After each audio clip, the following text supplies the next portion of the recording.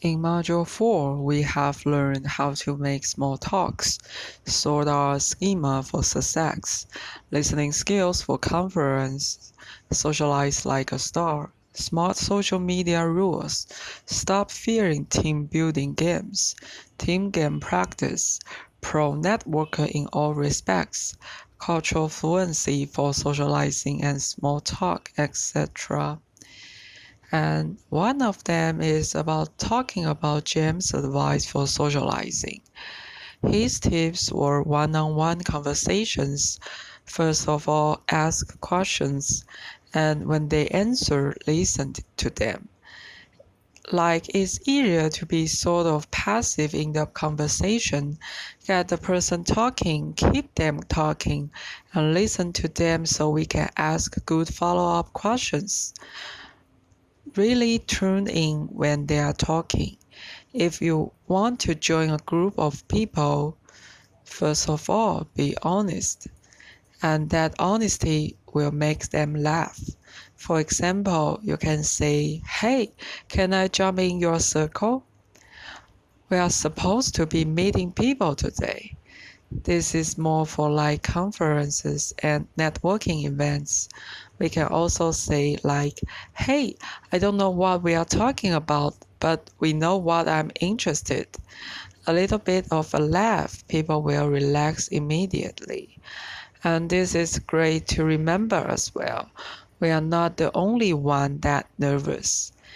In these sorts of situations, a lot of people are nervous because we just told we that need to ask a lot of questions, which makes the other person talk about themselves a lot.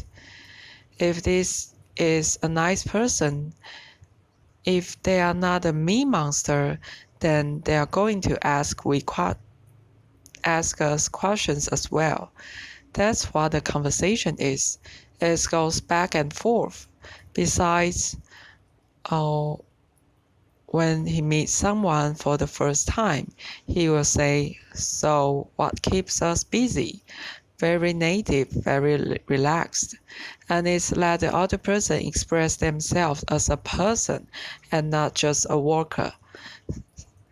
Besides, how to decide who to talk to if there is a lot of people around. He suggests that looks for someone that is also alone, and someone is probably also nervous because they want someone to come up to them and break the ice. We know help them feel more relaxed. That's easier than breaking into groups of people if they already know each other. So seek out someone that's in a similar situation. Maybe they are by themselves, they don't know lots of people. Those are the easiest people to approach. If we are reaching out to someone on social media, the first thing is to add interesting people to our network. That's the first step. Don't just start sending out messages. We need to take this step by step. So first, add interesting people to our network. And that's a good advice for all of our social media. If we are using it for professional purpose, now how do we know they are interesting? What does that mean? Maybe you can find someone is a similar vision in the company. And then when we do reach out to the person, make sure that we check them out before. We need to know something about the person we are contacting. Start off that direct message by saying, "Hey, I really like your post about something he posted before." The best language for emails, he said, just to list something that he posted before.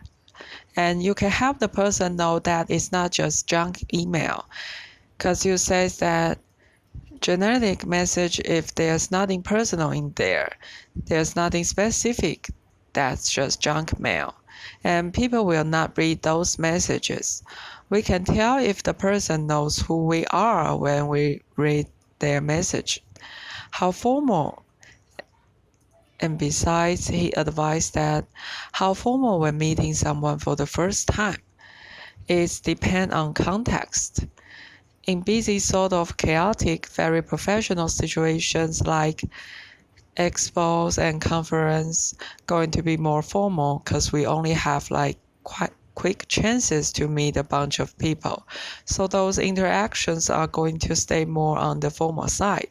But if we are out of actual networking events, like a dinner, for example, it's going to be more informal, but it can by like we have to read the room.